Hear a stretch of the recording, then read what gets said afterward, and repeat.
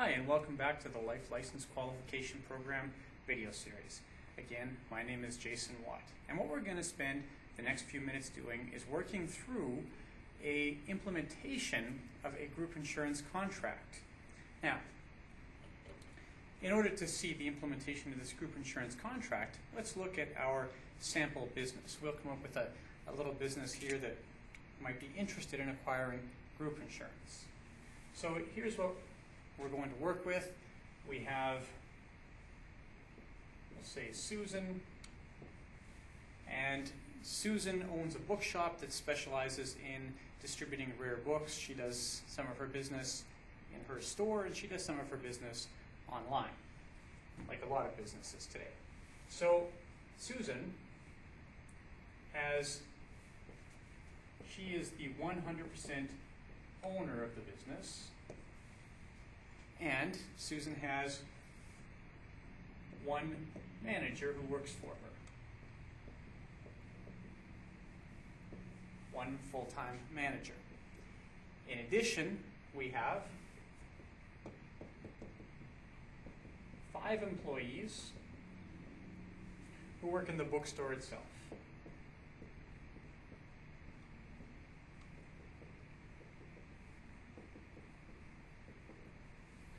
They run the till, they work the shifts, they stock the shelves, all the kind of stuff we need when we have a retail location. And then in addition to the 5 employees who work in the store, she has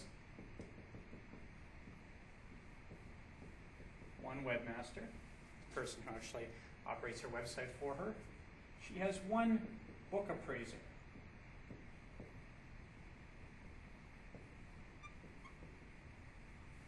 Her book appraiser is the person who handles the actual estimation of the values of the books. This is a fairly specialized skill. We'll talk more about that in a few minutes.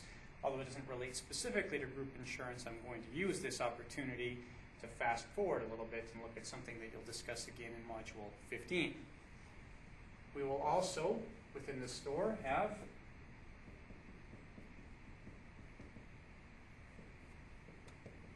one shipper-receiver, and we will have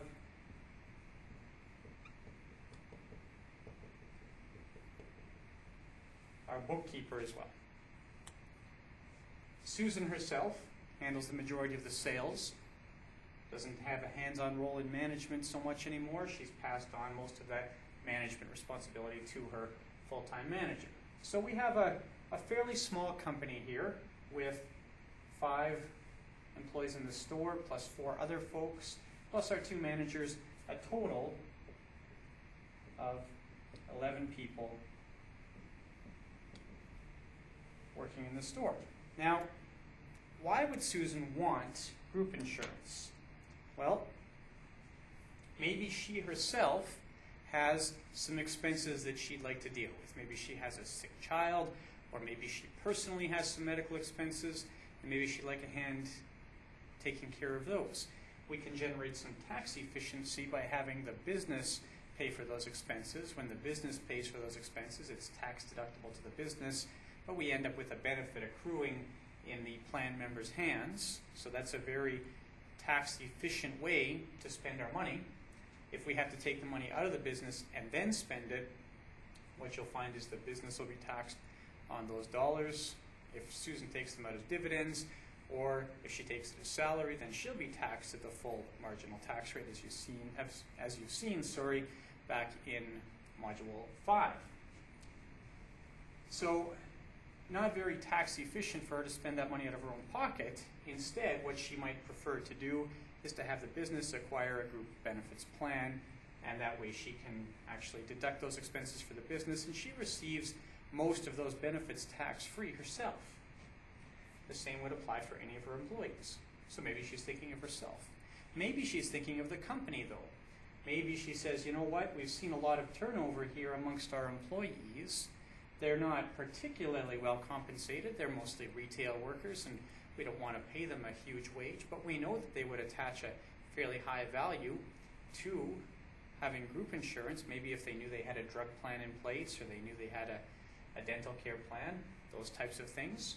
We might end up with more employee loyalty, more retention, and then our management wouldn't have to spend so much time going out and finding new employees. So that might be a reason why we're going to get group insurance. And for a group of this size, that's probably really what we're looking at. In a smaller group, we might be doing it for Susan's tax efficiency, but in a larger group like this, we're probably looking at how we're going to help to attract and retain employees. Even for these folks out here who might be better paid, they're also in jobs where there might be somebody else looking to snatch them up. That is, there might be other jobs out there for these folks, and Susan wants to stay competitive. She offers them group benefits. It's just one more incentive to get them to stick around. So what do? Well, we go to Susan and we say, okay, Susan, we understand that you want group benefits. Susan says, yeah, absolutely. And we might be dealing with Susan or her manager. It depends who she's delegated authority to. So then we're going to ask for some information. And what really happens here is we pass around an employee data sheet of some sort, and we're going to gather information about typically the ages, the genders, the marital status, and maybe the smoking status and number of kids for each of these employees. With only 11 people in the group, we are going to have some concerns about their mortality and morbidity.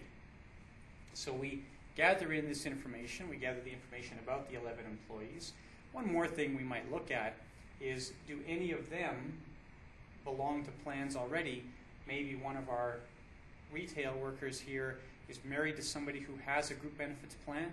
We might be considering those things already when we're deciding how many people are actually going to get insured. As mentioned earlier in the videos, if one of these people has a spouse who has group benefits, they could opt out of the plan without hurting the plan necessarily.